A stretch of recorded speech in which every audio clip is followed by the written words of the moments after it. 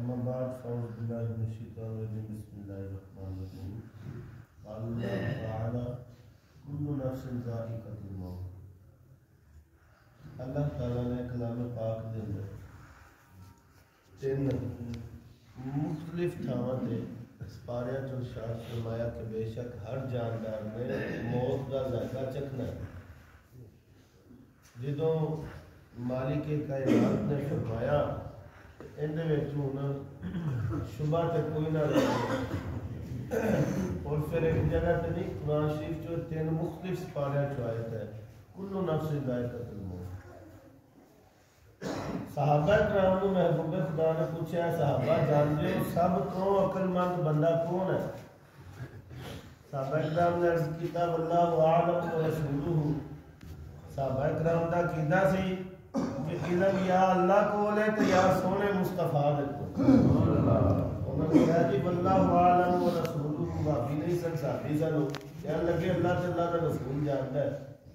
سرکار نے فرمایا سب تو عقل مند بندہ ہوئے جڑا اپنی زندگی دے وچ ہی اپنی موت نو یاد رکھدا ہے. سبحان اللہ. کیوں جدوں موت یاد رہے گی تے پھر بندہ کسے نو دھوکا نہیں دے گا. جدوں موت یاد رہے گی تے بندہ کسے نال بے ایمانی نہیں کرے گا.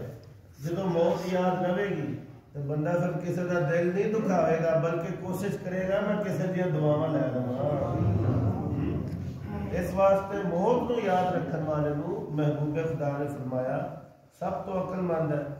حضرت عثمان غنی رضی اللہ تعالی عنہ ایمان چاہیے نبی اکرم صلی اللہ علیہ وآلہ وسلم دی شہزادی آپ دی بیوی ہے زوجہ محترمہ ہے.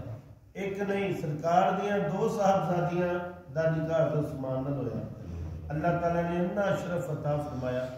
اس دے باوجود عثمان غنی رضی اللہ تعالیٰ عنہ دا یہ حال سی کہ قبر تے کھڑے ہو جاندے سن تے پھر بڑے روندے ہوندے سن.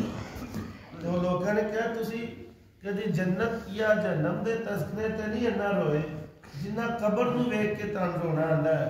اور عثمان غنی کہنے لگے میں کیوں نہ رواں قبر آخرت دی منزلہ چو پہلی منزل ہے. جڑا ایتھے پھس گیا اگلا جہان بھی تباہ جرا ایتھوں نکل گیا اگلا جہان بھی کامیاب ہو جائے گا. صحابہ کرام نیکیاں کر کے بھی روندے ہوندے سن. سانو گناہ کر کے بھی رونا نہیں آتا. اللہ پھر انسان نو کم از کم اپنے نال اتنا پیار تے ہونا چاہیے نا کہ جہنم دی اگ تو اس جسم نو بچاوے. اپنا اپنے نال اتنا پیار تے انسان نو ہونا چاہیے. اور قربان جاواں عثمان غنی رضی اللہ تعالیٰ عنہ آئے ہے آپ ایک باری مدینہ شریف چو قحط پیا ادھروں آپ دا سامان تجارت بھی آ گیا ملک شام تو بہت بڑے تاجر سن. ایک جنگ دے وچ 83 گھوڑے آپ نے پیش فرماتے سن. اتنے آپ امیر امیر ہونا اللہ فرمائے غنی سنا غنی غنی دل دا امیر ہوگا نا انہوں غنی کہہ جائے.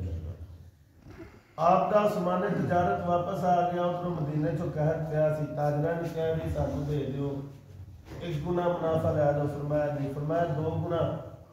آپ نے فرمایا نہیں. تاجر کہنے لگے جی پھر اس طرح کرو اسی 3 گنا منافع دینے ہیں. آپ نے فرمایا نہیں تسی 3 گنا دے دیو منو 10 گنا منافع لبدا پہ. تاجر حیران پریشان بھئی ایسا کرا بندہ ہے اتھے جنہ مال دے تے 10 گنا منافع دے رہے ہیں. حضرت عثمان غنی کہنے لگے ہونے بخا دینا. ایک ہے کہ آپ نے مدینے چو اعلان کرتا عثمان دا قافلہ آ گیا جس بندے نو جڑی چیز ہے فی سبیل اللہ چوک کے لے جاوے.